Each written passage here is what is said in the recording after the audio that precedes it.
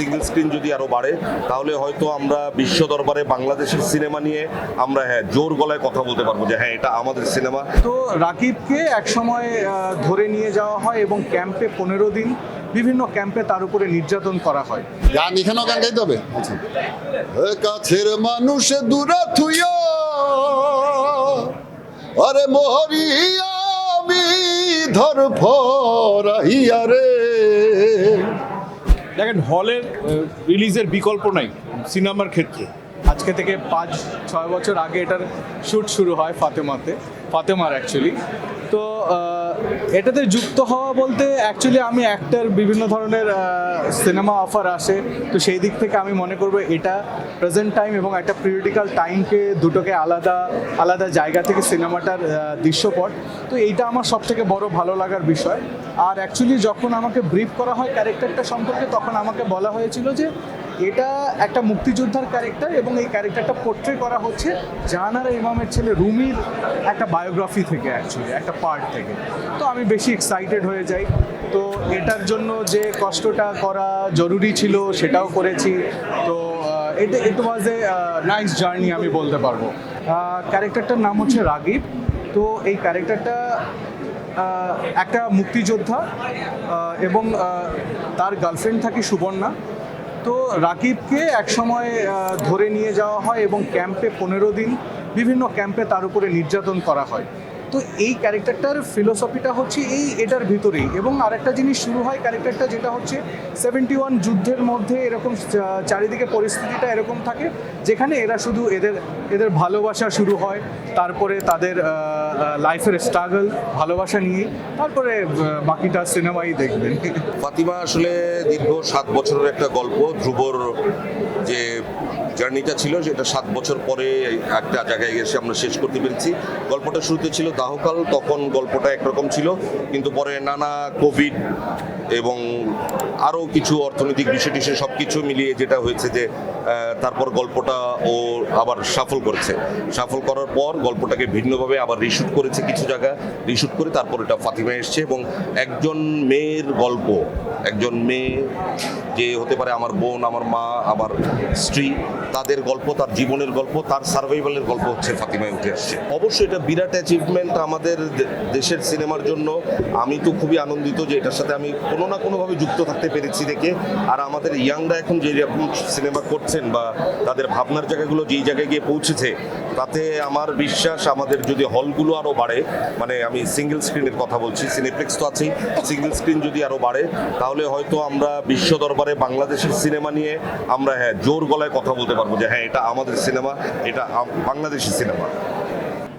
চরিত্রটা আসলে মানে নেগেটিভ চরিত্র, নেগেটিভ আপনারা দেখলেই বুঝতে পারবেন। আমি আসলে নিজেও এখনো ফিল্মটা দেখি না, এই আজকে প্রথম আমি দেখবো নিজেকে বড় পর্দায়।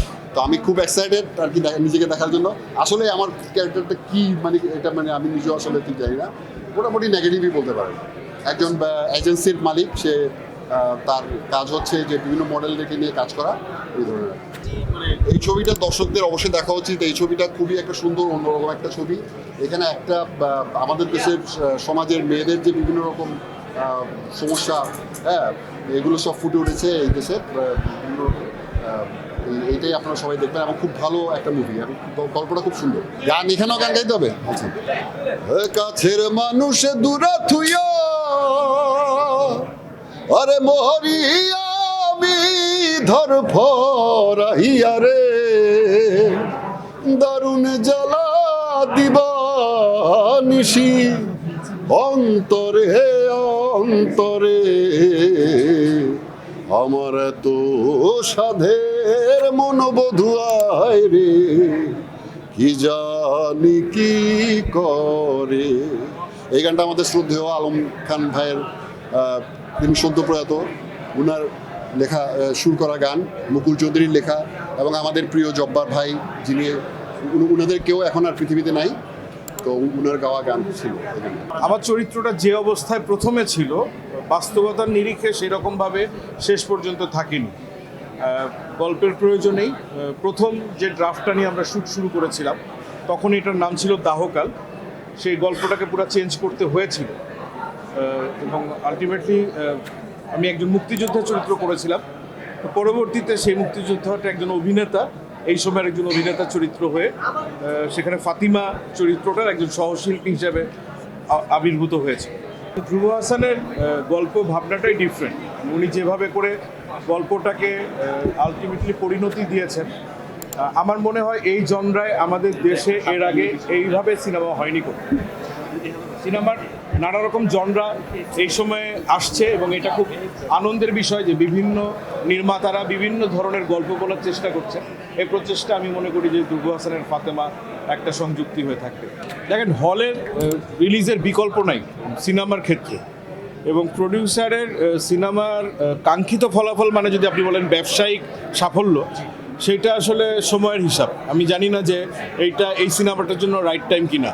যদি রাইট টাইম হয় অবশ্যই সিনেমাটা দর্শকরা দেখতে আসবেন। যদি সময় না হয়ে থাকে, সময়ের দর্শকরা যখন সময় পাবেন তখন দেখবেন। আমি মনে করি এরকমই যে পথের পাঁচালী খুব সময়ে যে খুব ব্যবসা সফল ছবি ছিল এমন না, কিন্তু এখনও পথের পাঁচালী আজকের প্রজন্মের দর্শকরাও খুব আগ্রহ নিয়ে দেখেন। এই প্রজন্মের নতুন ফিল্ম অনুরাগী যারা আছেন তারা প্রত্যেকে খুবই মনোযোগ সহকারেই দেখেন।